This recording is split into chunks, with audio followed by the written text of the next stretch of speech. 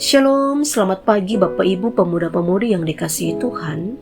Hari ini, Kamis tanggal 26 September 2024, saya Pendeta Sarce mengajak saudara sekalian untuk mengikuti renungan harian yang dikeluarkan oleh Sinode GKO dengan berpedoman pada pola pembacaan Alkitab 4M, yaitu menerima, merenungkan, melakukan, dan membagikan firman Tuhan.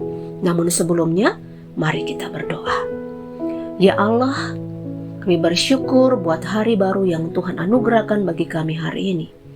Untuk menjalani hari ini Tuhan, sebelumnya kami umat-Mu mendamba Engkau berfirman bagi kami, untuk membimbing, menuntun setiap langkah hidup kami, agar kami benar tidak menyimpang di hadapan Tuhan. Roh Kudus mampukan kami untuk mengerti kehendak-Mu untuk dilakukan. Dalam nama Yesus kami berdoa. Amin. Bapak Ibu Saudara sekalian, firman Tuhan hari ini dengan tema pembalasan terhadap kejahatan dalam nats bacaan Mazmur 54 ayat yang ke-7. Demikian firman Tuhan. Biarlah kejahatan itu berbalik kepada seteru-seteruku, binasakanlah mereka karena kesetiaan-Mu. Amin.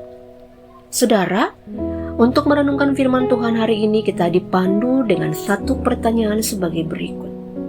Apa akibat bagi orang yang berbuat jahat dalam ayat 7? Dikatakan, biarlah kejahatan itu berbalik kepada seteru-seteruku, binasakanlah mereka.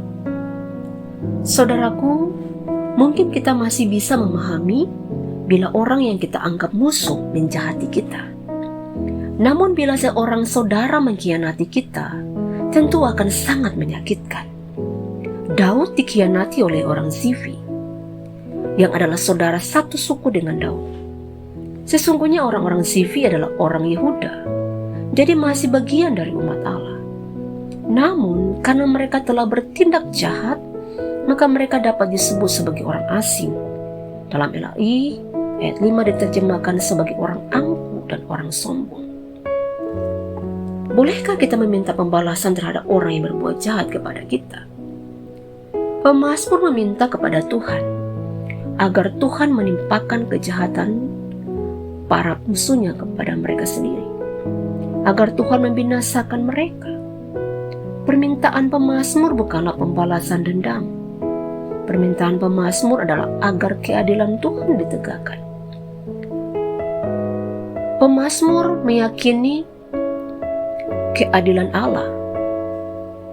Oleh karena itu, ia berani berseru meminta pertolongan dari mereka yang merencanakan kejahatan atasnya, dan agar Tuhan menghukum mereka.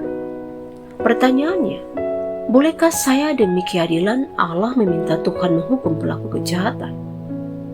Kalau pertanyaan itu lahir dari motivasi serupa dengan ada pada pemazmur, ini jawabannya, ya dan tidak. Ya, karena berdoa meminta keadilan Allah adalah sesuai dengan karakter Allah. Tidak, karena keadilan Allah sudah ditegakkan di dalam diri Yesus Kristus. Dia telah menanggung dosa seisi dunia, sehingga keadilan Allah sudah ditegakkan. Kalau begitu, apa doa kita bagi pelaku kejahatan? Pertama, kita bisa berdoa minta belas kasih dan pengampunan Allah atas mereka. Ini sejalan dengan doa Tuhan Yesus yang meminta ampun bagi mereka yang menyalibkannya. Di dalam doa ini pun nyata keadilan Allah, yaitu kalau mereka menolak bertobat, maka berita anugerah itu menjadi berita penghukuman. Kedua, kita bisa minta agar Tuhan menghajar para pelaku kejahatan agar mereka sadar bahwa dosa harus dihukum dan agar mereka bertobat. Saudaraku, terkadang dalam hidup ini kita mengalami hal-hal yang pernah dialami oleh Daud.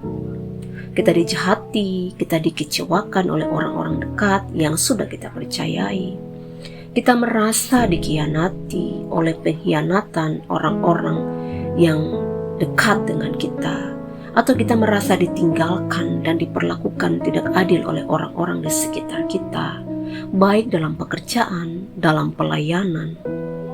Tetapi tatkala kita mengalami situasi-situasi demikian, seringkali hal itu membuat kita ingin membalas kejahatan Kita ingin orang yang berbuat jahat merasakan hal yang sama. Kita ingin melukai mereka. Terkadang situasi itu membuat kita juga menarik diri dari orang-orang yang berbuat jahat kepada kita. Tetapi lewat firman Tuhan hari ini kita diajarkan supaya kita tidak membalas kejahatan dengan kejahatan, tetapi kita menyerahkan itu kepada Tuhan. Bukan hak kita membalas kejahatan, itu adalah hak Allah. Sebagaimana Daud tidak membalas Saul ketika dia berbuat jahat terhadapnya. Bahkan Daud punya kesempatan untuk membunuh Saul, tetapi Daud tidak melakukan itu. Sebaliknya Daud menaikkan doa kepada Allah dan menyerahkan kepada Allah untuk membalasnya. Untuk menyerahkan kepada Allah, Allah bertindak adil antara dia dengan Saul. Demikian juga dengan kita, saudara. Serahkanlah apa yang saudara alami. Biarkan Tuhan yang membalas, biarkan Tuhan yang menunjukkan keadilan kepada kita. Roma 12 ayat 19 berkata, "Saudara-saudaraku yang kekasih, janganlah kamu sendiri menuntut pembalasan, tetapi berilah tempat kepada murka Allah. Sebab ada tertulis, pembalasan itu adalah hakku, akulah yang akan menuntut pembalasan." Firman Tuhan. Mari kita bagikan firman Tuhan ini kepada siapapun yang kita jumpai di dalam kehidupan kita. Mari kita berdoa. Terima kasih ya Allah, kami bersyukur buat firman Tuhan hari ini yang mengajarkan kami untuk tidak membalaskan kejahatan dengan kejahatan. Karena pembalasan itu adalah hak Allah. Roh Kudus, mampukan kami umat-Mu untuk melakukannya sepanjang hari ini, bahkan dalam hari-hari hidup kami. Dalam nama Yesus, kami berdoa dan bersyukur. Amin. Selamat pagi, selamat beraktivitas. Tuhan Yesus memberkati.